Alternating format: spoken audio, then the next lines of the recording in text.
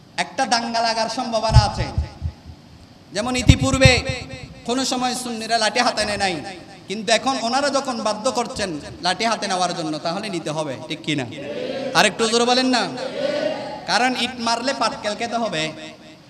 আমরা এতদিন বসেছিলাম, কিন্তু দেখা যাচ্ছে ওনারা আমাদের এই সরলতাকে দুর্বলতা মনে করছে। নয়, আমরা দুর্বল নই। আমরা ওই নবীর গোলাম যেই নবী আমাদেরকে উত্তম আদর্শ শিক্ষা দিয়েছেন, উত্তম আদর্শ বাস্তবায়ন করার জন্য যেই নবী আমাদেরকে শিক্ষা দিয়েছেন, এই নবীকে আল্লাহ রাব্বুল আলামিন পৃথিবীর জমিনে পাঠিয়েছেন। সেই নবীর আদর্শ আমাদের অন্তরে আছে বিধায় আমরা সহসা লাঠি নিতে পারি না, ঠিক কিনা? তাই বলে মনে করিও না বদরের যুদ্ধ শুরু হয়ে গেলে, কারবালার যুদ্ধ শুরু হয়ে গেলে ইমাম হুসাইনের তলোয়ার আবার হাতে চলে আসবে। আর একটু জোরে বলেন, ঠিক কিনা? বদরের জমিনের যুদ্ধ শুরু হয়ে গেলে, কারবালার ইমাম হুসাইনের প্রেক্ষাপট শুরু হয়ে গেলে, তখন ইয়াজিদ যখন লাঠি শুটানে বের হবে, হুসাইনি দল আর বসে থাকবে না। হুসাইনি দলের হাতেও সেই জুলফিকারের তলোয়ার, ইমাম হুসাইনের এই আত্মশুদ্ধি, ইমাম হুসাইনের শক্তি নিয়ে আবার মাঠে নেমে যাবে, ঠিক কিনা বলেন? আর একটু জোরে বলেন না, ঠিক কিনা? তখন কিন্তু তোমরা পালাবার আর পথ পাবে না। সেজন্য যারা শান্তিপ্রিয় তাদেরকে শান্তিতে থাকার জন্য অনুরোধ করছি। আমিন বলেন। আর একটু জোরে বলেন না, আমিন। আল্লাহ বলছেন ওয়ারাফানা লাকা যিকরাক, আল্লাহর নবীর জিকিরকে আল্লাহ রাব্বুল আলামিন বুলন্দ করছেন। ওই ইহুদি বলছে যে আমি মসজিদে যাই, আরো বেড়ে যায়। ওই ইহুদি ফাদরির কাছে যাওয়ার পর বর্ণনা করছেন, আমি তো মুছতে চাই, কিন্তু এটা বেড়ে যায় কেন? বলছে এটা বাড়বে, এটা তো বাড়ানোর মালিক তো লা ইলাহা। আর একটু জোরে বলেন না, লা ইলাহা। বলছেন আমাকে ওনার একটু সন্ধান দেন, আমি একটু যাব। তখন সন্ধান দিলে বলছে যাও মদিনা চলে যাও। ওই ইহুদি কি করলেন? আর কাল বিলম্ব না করে মদিনা শরীফে চলে গেলেন। যেই দিন মদিনা শরীফ চলে গেলেন, সেই দিন আমার নবী পৃথিবীর জমিন থেকে 3 দিন আগে চলে গেছেন। সুবহানাল্লাহ। আর একটু জোরে বলেন না, সুবহানাল্লাহ। এতক্ষণ ওই নামের প্রতি ওনার হিংসা ছিল, বিদ্বেষ ছিল।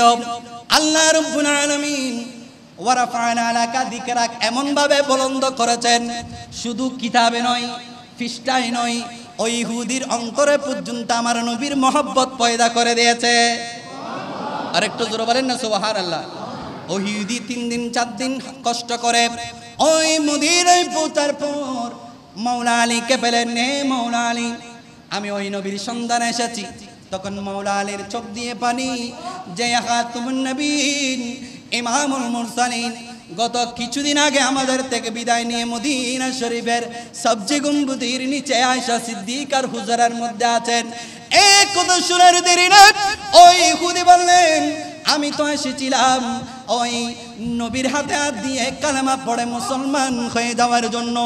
এই নবী, আপনার মহব্বত আর অন্তরের ভিতর আপনি আমাকে মুসলমান বানিয়ে দেন। মাওলা আলীর হাতে হাত দিয়ে আপনার গায়েব থেকে আওয়াজ আসতেছে, আমি ওই ইহুদিকে কবুল করলাম। ওই ইহুদি নাই, উনি এখন মুমিন অবস্থায়। এই কথা শোনার সাথে সাথে ওই ইহুদি কালমা পড়তে পড়তে ওই মসজিদে নববীর পাশেই শেষ হয়ে গেলেন। শেষ নিঃশ্বাস ত্যাগ করলেন, শাহাদত বরণ করলেন। চিৎকার করে বলুন সুবহানাল্লাহ। এটার নাম হচ্ছে ওয়ারাফানা লাকা যিকরাক। যিনি কমাতে চায়, আল্লাহ তার অন্তরে পর্যন্ত আমার নবীর মহব্বত বাড়িয়ে দিয়েছেন। আর একটু জোরে বলেন না সুবহানাল্লাহ।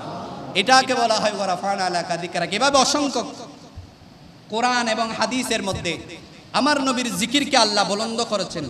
এমন কোন জায়গা নেই যেখানে লা ইলাহা ইল্লাল্লাহ, সেখানে মুহাম্মাদুর রাসূলুল্লাহ, যেখানে মান ইউতিল্লাহ ফাকাদ আতাআল্লাহ, মান ইউতির রাসূলা ফাকাদ আতাআল্লাহ, যেখানে আল্লাহর ইতাআত সেখানে আমার রাসূলের ইতাআত। ইন কুনতুম তুহিব্বুনাল্লাহ ফাত্তাবিউনি ইউহিব্বুকুমুল্লাহ, যেখানে আল্লাহর ভালোবাসার জন্য আল্লাহ বলছেন, আমি আল্লাহর ভালোবাসার পাশাপাশি আমার রাসূলের ভালোবাসা, যেটা আমার ইতাআতে তোমাদের জন্য সহযোগিতা করবে। আর একটু জোরে বলেন না সুবহানাল্লাহ। এমন কোন জায়গা নাই যেখানে আল্লাহ আমার নবীর জিকিরকে বুলন্দ করে নাই। আযানে, ইকামতে, জিকিরে, খুতবাতে এমন কোন জায়গা নাই যেখানে আল্লাহ আমার নবীর জিকিরকে বুলন্দ করেছেন। আর একটু জোরে বলেন না সুবহানাল্লাহ। যেখানে স্বয়ং রব্বুল আলামিন তার মাহবুব নবীর জিকিরকে বুলন্দ করতে চায়, পৃথিবীর কারো ক্ষমতা আছে কাটা কমানোর জন্য? আর একটু জোরে বলেন না। সেই জন্য এটা ওয়ারাফানা আলাকা যিকরাক, আমার নবীর জিকির আছে, আমার নবীর জিকির কিয়ামত পর্যন্ত থাকবে। আর একটু জোরে বলেন না সুবহানাল্লাহ। পৃথিবীর জমিনে অন্য কিছু বাদ দেন, এক জায়গায় পুরো পৃথিবী জুড়ে এমন একটা সময় নাই যে সময়টার মধ্যে কোনো না কোনো রাষ্ট্রে আজান হচ্ছে, ঠিক কি না? আর একটু জোরে বলেন। বাংলাদেশ অন্ধকার হয়েছে, আরেক জায়গায় ফজর আজান শুরু হয়েছে। আমেরিকায় ফজর আজান মাগরিব হয়েছে, বাংলাদেশে ফজর শুরু হয়েছে। এমন কোন রাষ্ট্র নাই যেখানে প্রতিনিয়ত ওই আজানের জন্য আজানের ধ্বনি নাই।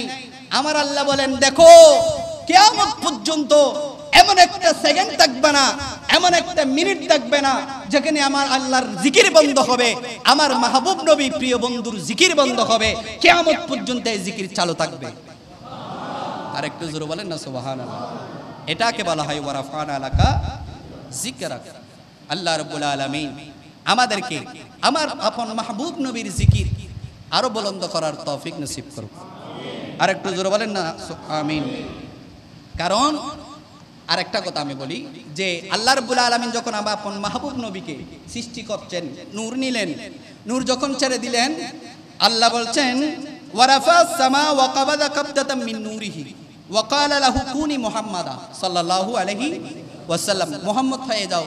তখন ফাসারাত উমুদান মিন নূরিহি, নূর যখন উঠতে লাগলেন, উঠতে উঠতে ফালা হাত্তা ইনতাহা ইলা হুজুবিল আজমাত, এমন একটা আজমতের মধ্যে উঠে গেলেন। ওঠার পর ফাসাজাদা, ওই নূর আল্লাহর কুদরতি কদমে সিজদায় পড়ে গেলেন। সিজদায় পড়ে প্রথম জবান আলহামদুলিল্লাহ। প্রথম জবান কি? কার জবান? নবীর জবান। বলেন না কার জবান? নবীর জবান। আল্লাহ বলছেন, হে হাবিব, আমি এই জন্যই তো তোমাকে সৃষ্টি করেছি। সেই সৃষ্টির পূর্বে আমার রাসূলের জবান থেকে আলহামদুলিল্লাহ বের হয়েছিল। আল্লাহ যখন আমার নবীর নূর আদম সফিউল্লাহর রূহে পাকের মধ্যে দিলেন, আদম সফিউল্লাহ এই কলব আলোকিত হওয়ার দেরি নাই, সাথে সাথে আদম সফিউল্লাহর জবান দিয়ে বের হয়েছিল আলহামদুলিল্লাহ।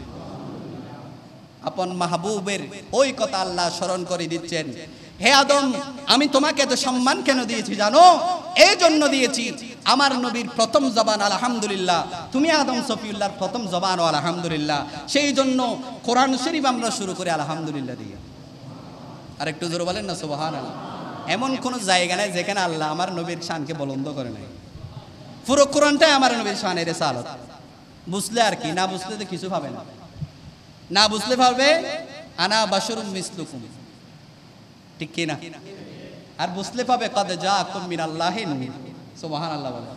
আল্লাহ রাব্বুল আলামিন আমাদেরকে বোঝার তৌফিক দান করুক। গত জুমায় আমি দাওয়াত দিয়েছিলাম আহলে সুন্নাত ওয়াল জামাত লিয়াজু কমিটির। আজকে আনোয়ারা উপজেলার বিশাল শান্তি এবং সম্প্রীতি সমাবেশ।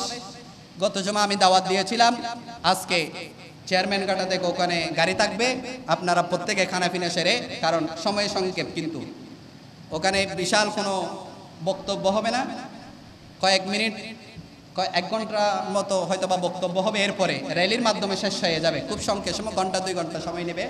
আপনারা ঘন্টা 2 ঘন্টা সময় আহলে সুন্নাত ওয়াল জামাত সুন্নিয়তের খেদমতে দেওয়ার জন্য আপনাদেরকে বিনীত অনুরোধ করছি। জুমার পর আপনারা খানাফিনা খেয়ে চেয়ারম্যান ঘাটা গাড়ি থাকবে, আপনারা সকলে ওই দাওয়াতে অংশগ্রহণ করার, শান্তি সম্প্রীতি আহলে সুন্নাত ওয়াল জামাতের এই সমাবেশে অংশগ্রহণ করার অনুরোধ জানিয়ে শেষ করলাম। আসসালামু আলাইকুম ওয়া রাহমাতুল্লাহ।